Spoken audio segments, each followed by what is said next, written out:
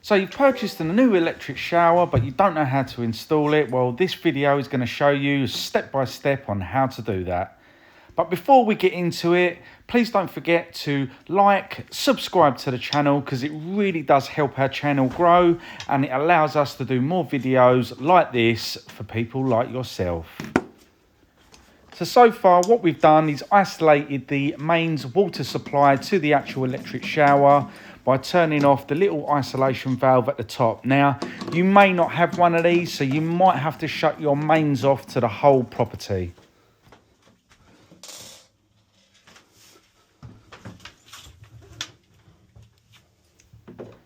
So now what we're doing, we're undoing the actual casing screws. There's 4 of them normally on this type of shower, 2 at the top and 2 at the bottom.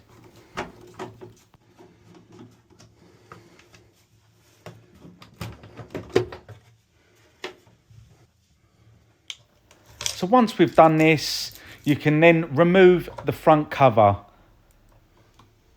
But being cautious, make sure that the power is completely switched off. If you're unsure with this, I would switch it off downstairs from the actual fuse box.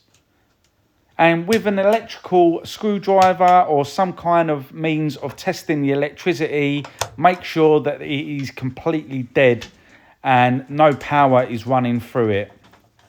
Once you've done this, you can then remove the electrical cables from the unit itself.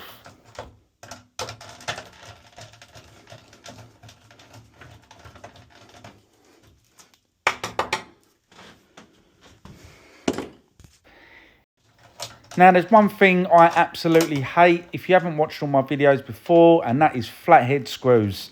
I don't understand why they use them. It's just annoying. But there you go. So safely move the electrical cables out of the way and undo these 2 screws, which is a little plate that sits on the bottom of the shower. Now, to remove this, all you've got to do is pull it towards yourself and it literally just drops out of place.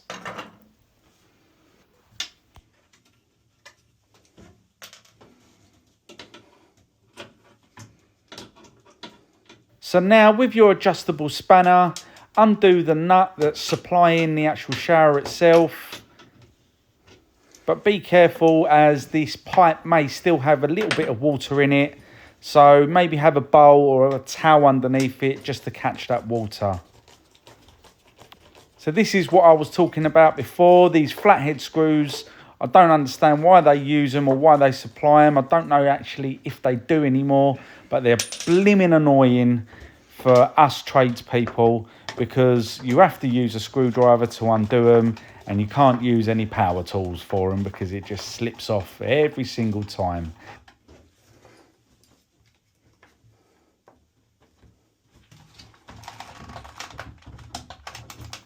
Now, sometimes these can be quite tight to get off from the nut and the olive. So all you've got to do is just give it a little twist and a little wiggle round, and eventually it will literally just come off.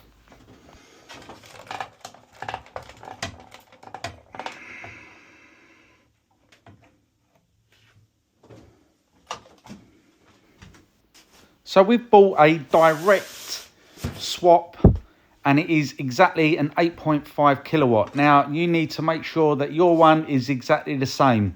So if you're taking one out, on the bottom of them, it should tell you exactly what kilowatt was installed. This one has been rubbed off, but I know it's an 8.5 kilowatt. Now I know that because of the size of the cable that's in there. It's a 6mm cable, so it's more than enough for an 8.5 kilowatt shower. But just double check on the box. It will actually tell you as well on what should be installed and the size cable that should be installed for it as well.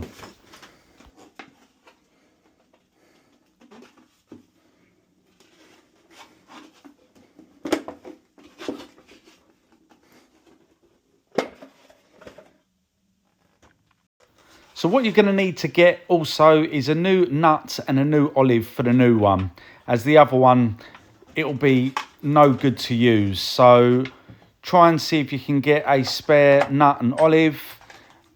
that can go back on to the actual fitting itself.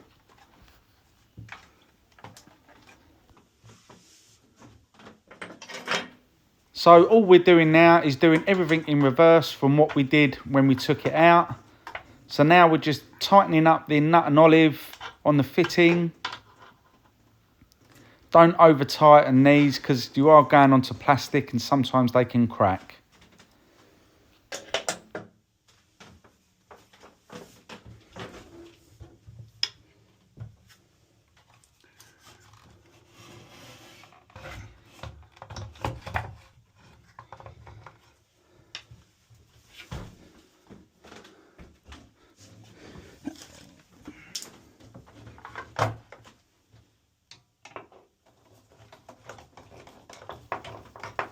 So now you want to pop one of the top screws in just to hold it in place. You can also pop the bottom one in as well.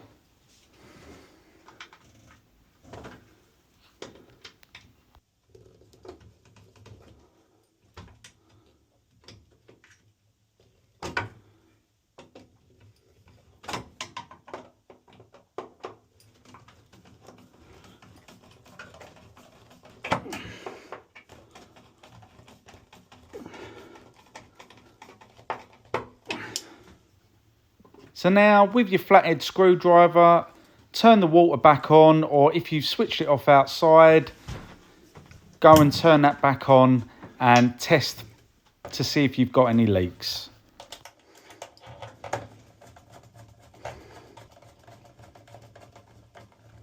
And now replace all the electrical cables, making sure that they're all in the right places. Positive, negative, and your earth cable. Mine was red to brown, blue to black, and then green to green.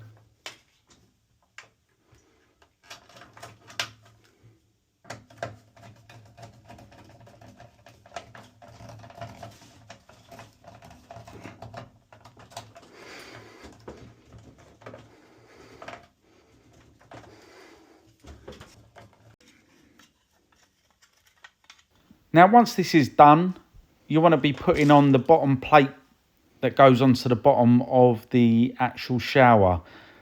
Now, our pipework runs on the side, so what you're going to need to do is cut a little slot out just so that the pipe can go over it, just like I'm doing now.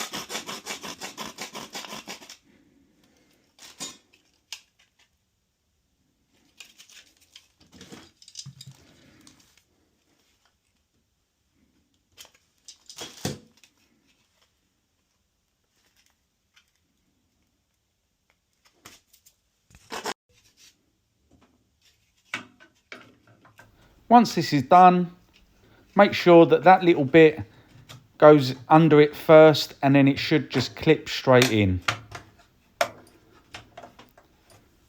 Once it's in place, pop the two little screws to hold it in place.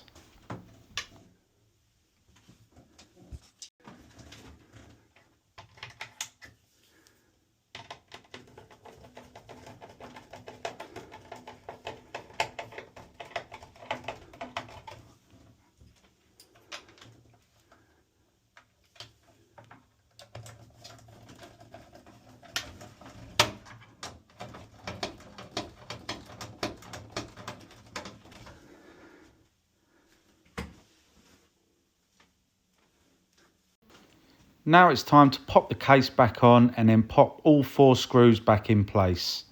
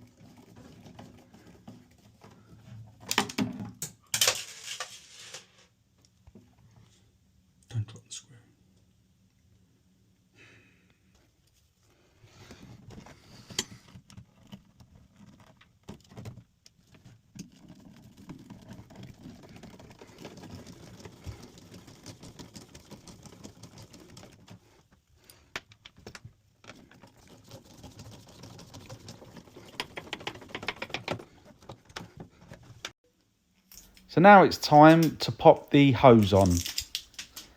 Now this hose has two different ends. One's bigger than the other. Now you need to make sure that the right end goes in the right place. So the smaller end needs to go in the shower riser, whereas the bigger, fatter end will go into the actual bottom of the actual electric shower. So if I demonstrate on the new shower riser,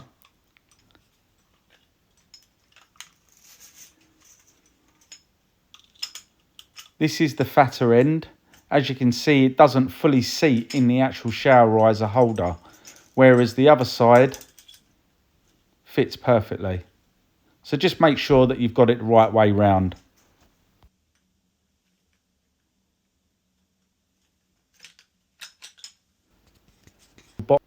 So now it's time to install the shower head.